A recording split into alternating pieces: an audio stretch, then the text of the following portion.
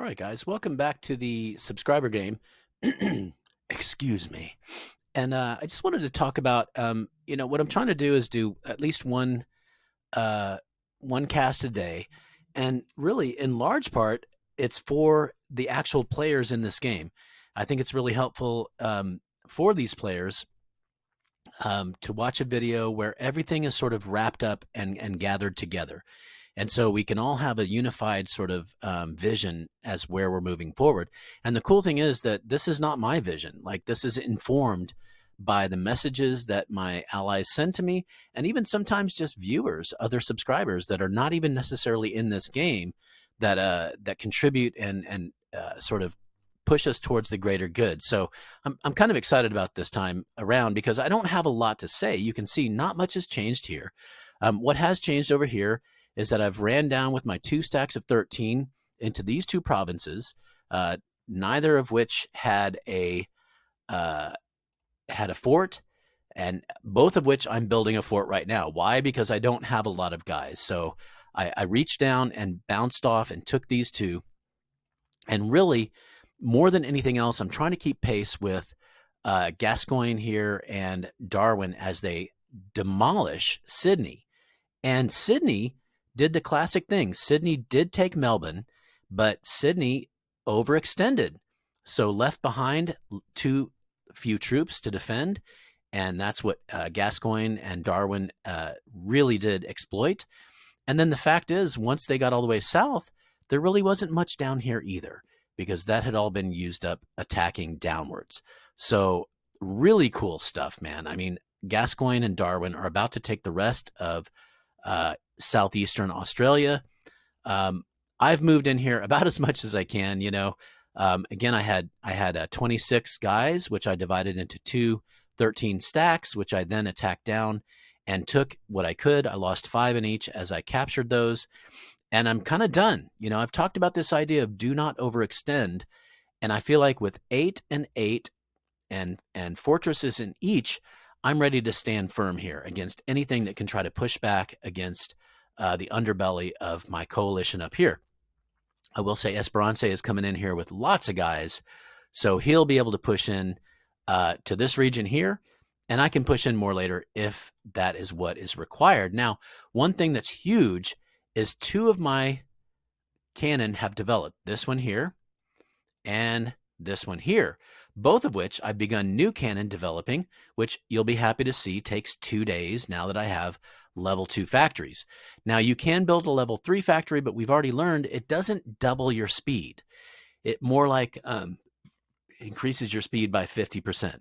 So doubling is 100%. Increasing by 50% means, I guess instead of 2 days development, it would take like 1.3 or something days or something. It's not doubling it, but it's pretty good still. However, I'm not going to really worry about that right now. I've got my factories churning out 2-day cannon. I'm happy with that. And so, and I've got 2 cannon on the board. Both of them are moving up here. So I'm going to take this next. That's why you can see I've rallied 16 here. If you zoom back, you can see I've got a bunch more coming up here. So really, this is, if you look at this map, this is the last beige zone in our interior as we continue to conquer forward. Again, we will talk about Smokey here and what to do about Smokey. And, a lot of things come into that. If he reaches out to us with some honest diplomacy, we could talk about that. I've got my input from several of the people who have interacted with him. So we'll talk about that in the future.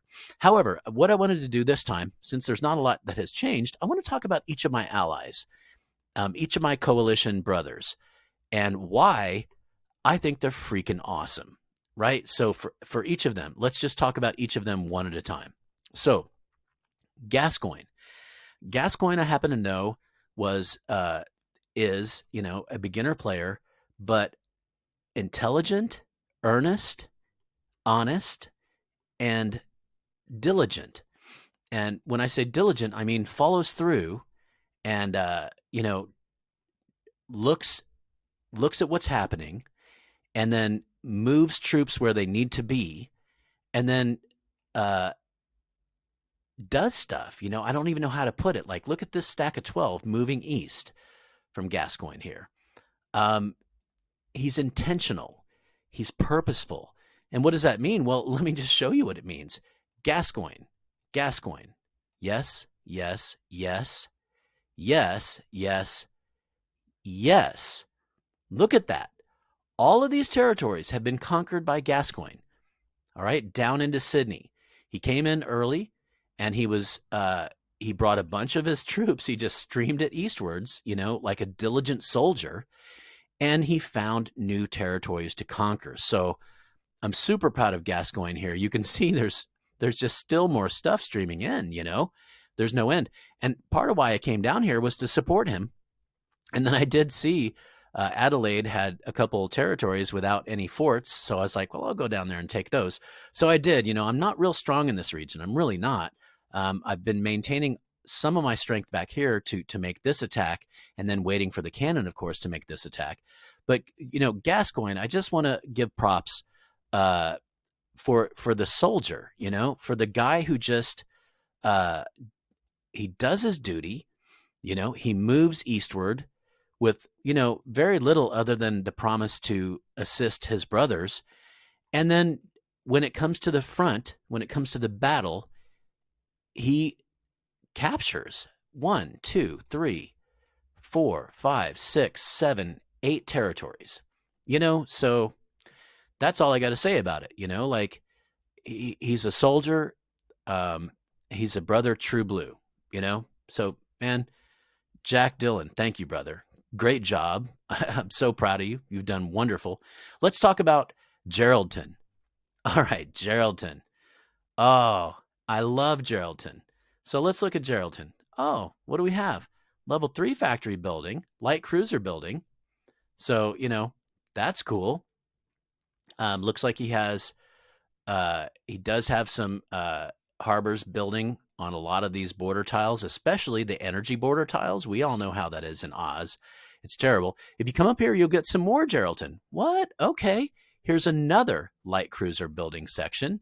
Okay, so those were 2 different ones. Another light cruiser. So that's 3 altogether now. All of them building up to level 3, which will pump out those cruisers. And so Geraldton, he's an ally of mine from other games. So this guy I know from way back. And he told me early on, he's like, I'm interested in early naval expansion. I'm interested. So he's been with me in one of these 500 games, is what I mean to say. He's been here. He knows what it looks like later in the game. And so here's what he's doing.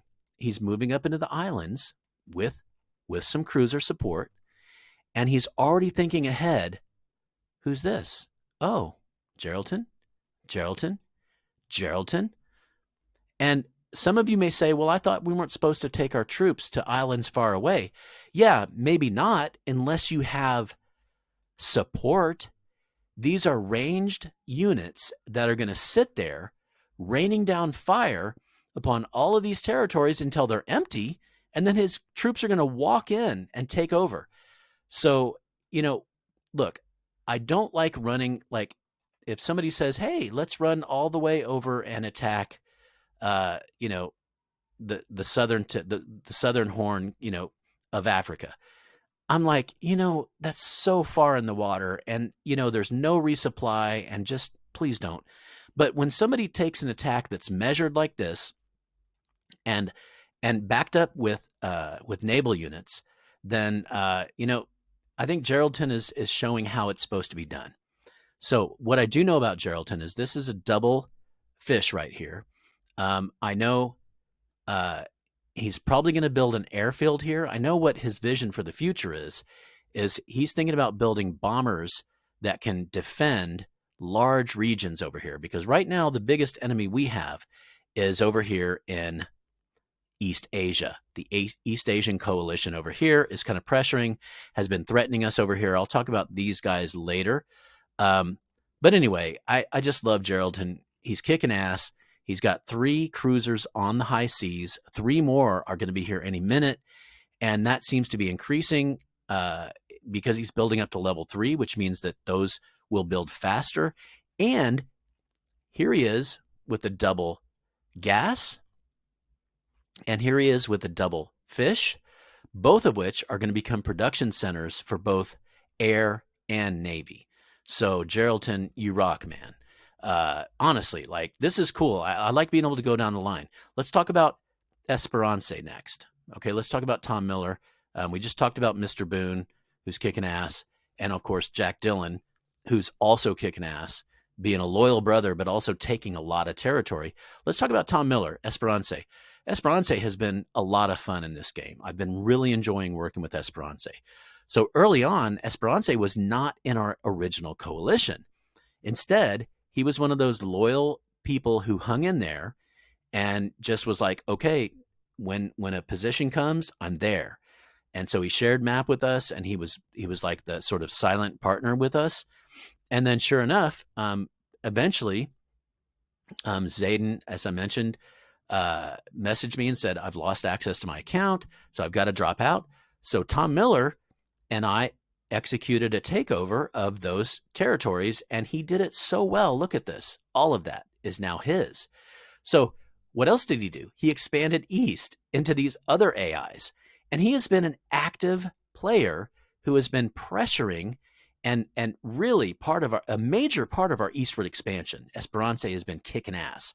So in terms of our eastward expansion here, I've been depending on, in my own little calculations, I've been depending on Darwin, who we'll talk about in just a minute.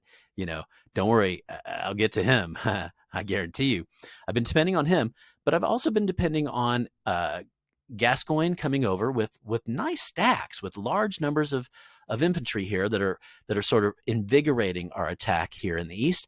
But then maybe most importantly of all, Esperance, who's right here bringing in troops, and you can just see, look at that, 30 and 2, with like an additional, if you look back here at the people who are streaming in, probably another 12 coming in. So that's just a nice little amount. And you look at me with my 16 here, that's hardly anything at all, right? But what I'm doing is I'm standing here and I'm spiking, like I'm building forts and I'm standing there. And if he sends anybody to me, they're going to die. That's all there's going to be to it. Now, this is really cool too, because Esperance has come over here into the territory with no forts, and he's going to take this for almost for free, right? 3 against 1, 3 wins. So Esperance is going to take that. So what I'll say about Esperance is that he's kind of like my Siamese twin. He's kind of like my brother who we kind of came out together, came through and attacked into the east together. And we've been side by side the whole time, and we've worked really well together. And he's been, key to look at this. Look at this. Look at the green and the blue. What do you notice? What you notice is that it's most of all of Oz right now. Okay. And once I take this, then it's going to be this little corner up here, this tiny little sad corner, because we're about to take all this down here. All right. So Esperance kicking butt, like really, he's kind of like, honestly, he's kind of like my brother. He's kind of like my twin brother. Like we've been rocking eastward, northward, and eastward together, and really working well together. So love me some Esperance. All right, so we got to talk about Darwin. Now, if I'm talking about all my teammates here and how great they are, we got to talk about Darwin. So I remember early on, Darwin had, just this. This was his little his little homeland here. Darwin started off as a regular sort of lad, quiet and introspective. Little did anybody know, zoot, zoot, zoot, what? Look at this. So here's what I remember, and I might be wrong, and he can correct me. But I remember that whatever this country was had engaged in some kind of shenanigans to the east, and so this, and this territory were lightly held. And, that's okay. You can get away with that. You know what I'm talking about? Like you can, like if I was this country, I could get away with moving these troops east, right? As long as whoever's over here doesn't take advantage. And Darwin took advantage. He immediately attacked over, took these 3 territories, and then went ahead and captured the rest of this fledgling country, whatever this was. I don't even remember. It's long gone now. And so he was kind of ahead of us because he had 2 countries worth of territory, while the rest of us were still kind of like, hey, what's going on, and trying to take maybe one territory. So he had a real good early start on everybody else. Then he started moving south. And I remember even as he moved down into here, I remember even thinking like, oh, he better be careful. But he had this sort of social relationship with Cloncurry here, who, frankly, we don't know what to make of him, but we do know there's only 4 here and only 3 here. So he's not vigorously defending this border. And that really allowed Darwin his relationship with Cloncurry, which, look, I got to say, diplomacy is a funny thing.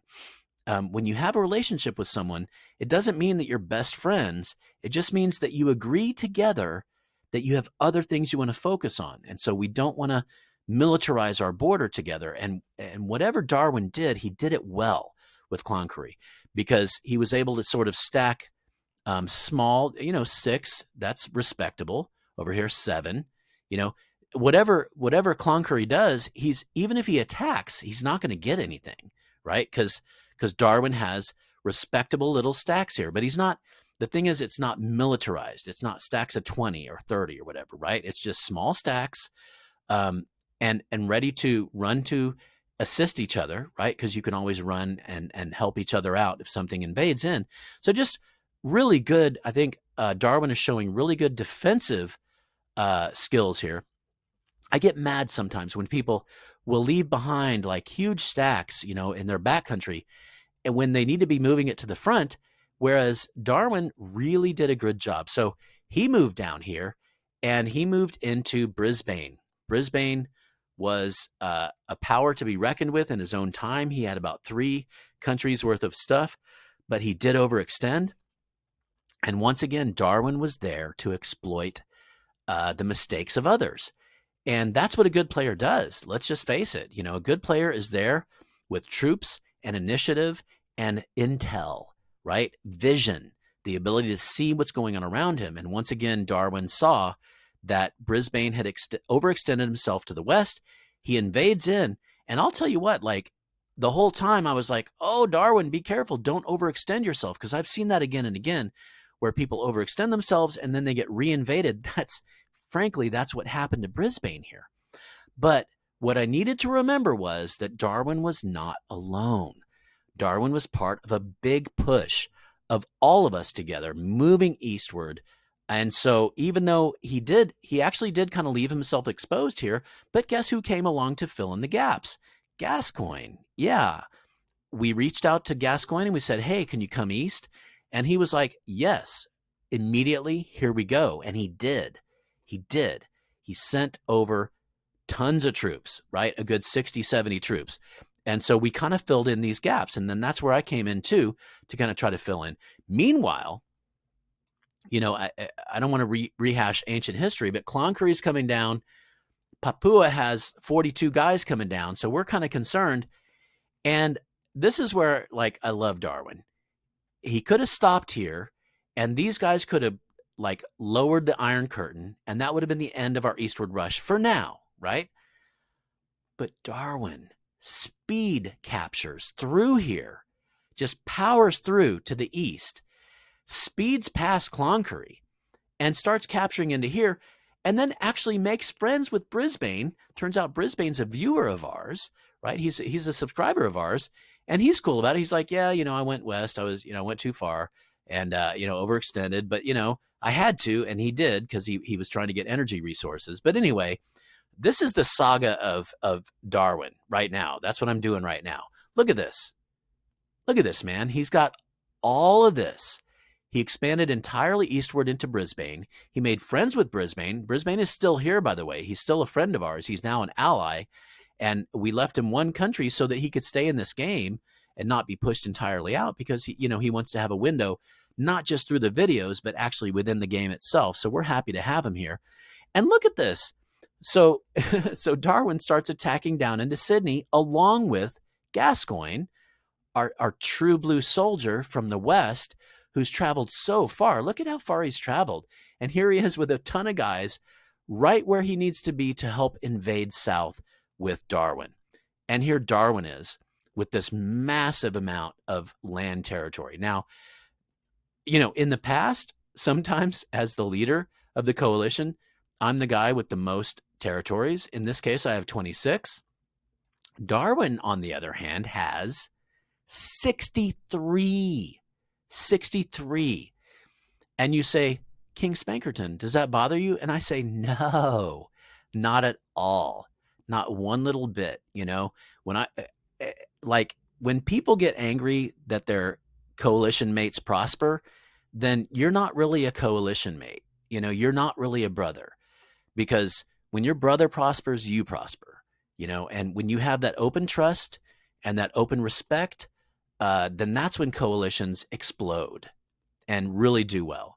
So I really wanted to highlight Darwin. His saga has been just this tale of invasion, of rampaging, south and then east, and then really like gaining the respect and friendship of Brisbane. That was key too, because Brisbane ended up leaving and letting him take the eastern section quickly and easily. But that's also part of just being socially like a good person, like a good player and a good friend and a good brother. And so, fucking cheers to Darwin, And then Darwin was here when Gascoigne was attacking south into Sydney, and he attacked down to defend Gascoigne's flank. And so these two moved down together south. It's just been beautiful. The whole thing. It just brings tears to my eyes. So that brings me to our newest two allies. And so let's start with Java.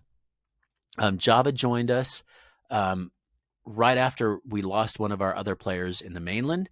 And he did, these two, Java and Borneo, had joined sort of a temporary alliance in sort of a holding pattern, because they're both subscribers, and but they wanted to have a way of assisting each other, especially in light of over here we have East Asia. The East Asian coalition is pushing down and threatening against those two. So these are kind of like these are like our guards. These two are crucially important, and so that's really what I wanted to say about Java, is that they're facing. Look at this. This is mainland Asia right here. As soon as you get on this land, you can walk. No more boats. You can walk onto Asia. So this peninsula here is part of mainland Asia. So these guys are interacting directly with this massive land area. And that is, that is not to be trifled with. That is not to be underestimated. There's a lot of power here. And so Java has been negotiating and dealing with that and fielding their threats. Yes, they have been threatening various bull crappery, but I think, especially once Java got into our coalition, Java realized, like, look at this. We're almost done over here. When we're done with mainland Oz, guess where we're going? Guess where we're sending our streams of infantry and troops? We're going to have to deal with Papua and South Dutch Papua, these two. We're going to have to deal with those. There's no question about it. But also, just once we're done with mainland, then we can really free ourselves up to come up and start to help Java. Java's been doing great. Look at this. Java's got this entire island chain here. By the way, this is a double fish. Nice to have. Over to here, that's Java as well. Over to here, Java. So, great stuff. Java has been expansionist.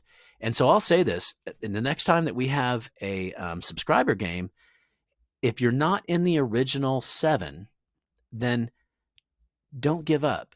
But also, don't just sit there. Expand. Be aggressive. I mean, look at Java. All the way over here, And so, this is still contended. All this region over here is still contested, I should say. But look at Java is active and keeping, keeping stuff moving.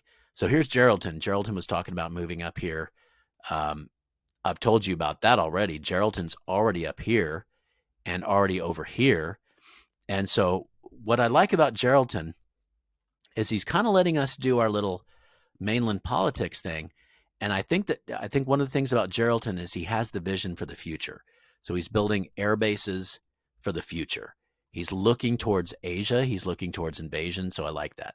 All right. So Java, I love Java. Java is expanding. And really all through this, island region, and soon we'll be there to assist. We'll be there to help. Now, our last addition is South Borneo. Wanted to go ahead and point out South Borneo has 22 territories. That is very respectable. Like, honestly, a lot of if I look around at a bunch of these others, I see 16, 15 territories. He has 22. So he's been expanding. He's been moving around. Looks like he's about to take another one right here. So again, I love it. They were stuck on the islands. They were stuck on the outside. In other words, not in our original 7. And what they did was they banded together and they continued to slowly and carefully and intelligently expand throughout this island group. So both South Borneo and Java are really welcome additions. Now, I did want to go ahead and mention that that honestly, let's look at, here we go.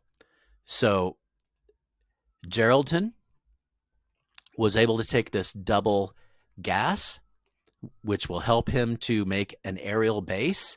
You know, gas is important, by the way, for aerial units, air units of both, fighters and bombers.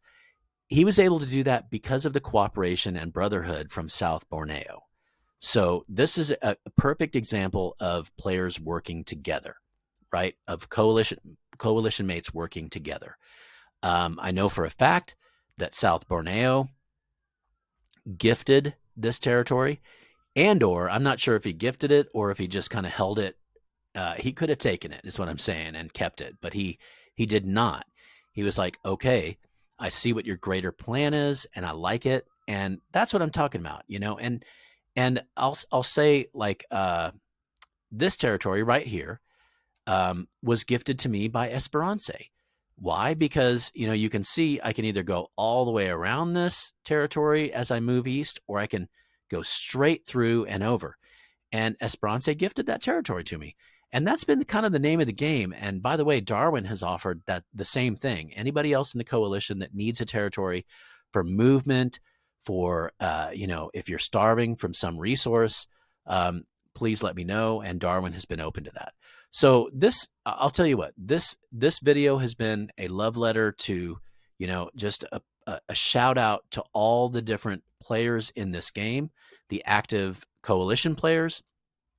And just honestly, like, I had to say something because every single one of them, Gascoigne, Geraldton, Esperance, Darwin, South Borneo, and Java, every one of them has been instrumental and important in the way that we've been expanding. So let's end this video up by looking at, where do we stand?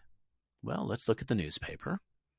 And as you know, the newspaper every time has a coalition section, which will rank the coalitions according to their reward points. So let's see who's in first place. Who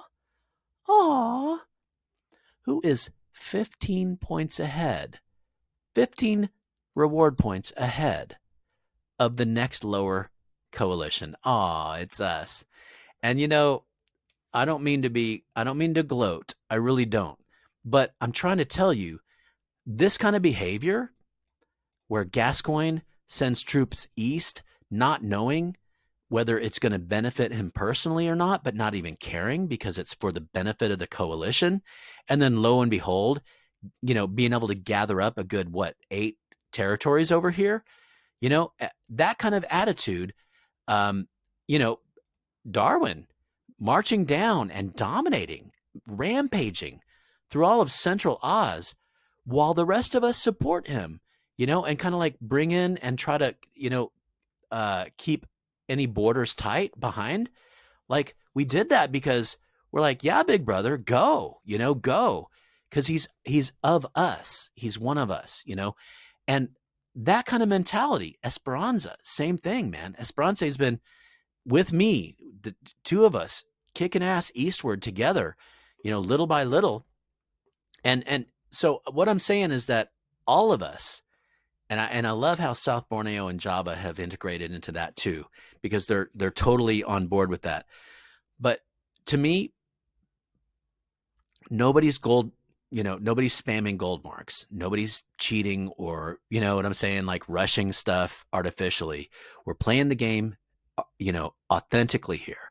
And what's causing us to win, like heavily, like hardcore win, is that we are working together without selfishness and with the utmost respect and care for the well-being of each other, right? So let's go to the last thing I like to look at is I like to go to coalitions, and I like to organize by provinces, because to me this is one of the more authentic ways of measuring which which coalition is in the lead. So let's look at, we're in coalitions. Let's look at provinces, and here we have it. Because sometimes you have a lot of provinces, but they're not developed, so you don't have the reward points from them yet. But look at this. Oh my goodness. We have what, 38 more provinces than the next largest coalition. And then that coalition has like, what, 40 more than the next one below it? So the message of this video, this is a late night video, and I'm making it specifically really for the players here, but I'm also making it for any subscribers who might play in a future game. And that is that if you have 7 players who are playing for each other and not for themselves, but for each other, then I think you can't help but dominate. And the only thing that can overcome that is maybe if somebody's spamming gold marks somewhere else. I mean, there's always that possibility, and I kind of hate that. And I do wish that Bytro would make like some games, like maybe some 500 games where there just is no gold mark option. But I know that's not in their own best interest, because that's how they make money, is by selling gold marks. So I get it. It is sort of a, they need to make their money, because, what they've created here is valuable. I love this game. So, I'm not against them getting paid for it. But anyway, I would say that the biggest defense against gold mark spamming is this kind of play. So I'm super proud of my team, and let's just see what happens. I'm about to go to sleep. You can see it's 1:34 a.m. my time. So I'm about to hit the sack, and I'll check in tomorrow morning. But I'm very, very happy with what's happening so far. All right, guys. Adios. See you next time.